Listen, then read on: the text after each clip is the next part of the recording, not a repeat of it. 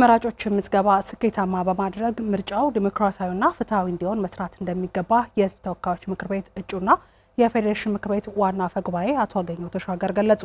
ብልጽግና ፓርቲ ጎንደር ከተማን ወክለው ለ7ኛው ጠቅላላ ምርጫ የሚወዳደሩ እጩዎችን የማስተዋወቅ መርሃ ግብር አካሂዷል። ዝርዝሩን ደስታ ካሳ ይነግረናል።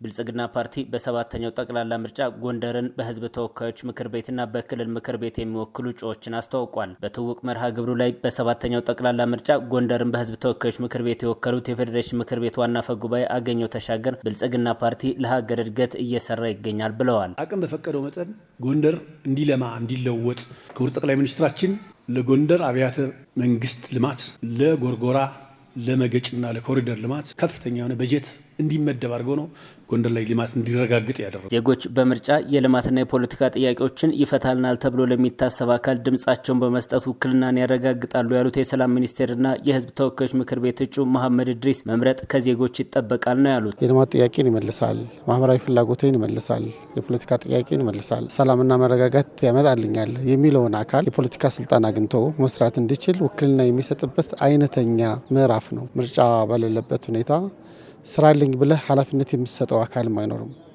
ስለዚህ ይህ ምርጫ የማከናወን ጉዳይ ሀገርንና ስርዓትን የማስቀጠል ጉዳይ እንደሆነ ማንኛውም አካል ሊረዳው ይገባል። ጎንደር እንደ ሌሎች አካባቢዎች ሁሉ የልማት ተጠቃሚ እንድትሆንና የቱሪስት መዳረሻነቷ እንዲሰፋ ብልጽግና ፓርቲ ስለመስራቱ ተቀዳሚ ምክትል ከንቲባ ቻላቸው ዳኘው ተናግረዋል። ሌላ ቦታ ሄደን እንትን ብለን የምንመጣ ብቻ ሳይሆን እኛም ምንጎበኝ ውጤታማ ስራዎችን ሰርተን ለሌሎች ምሳሌ እንድንሆን እየሰራ ያለ ፓርቲ ነው።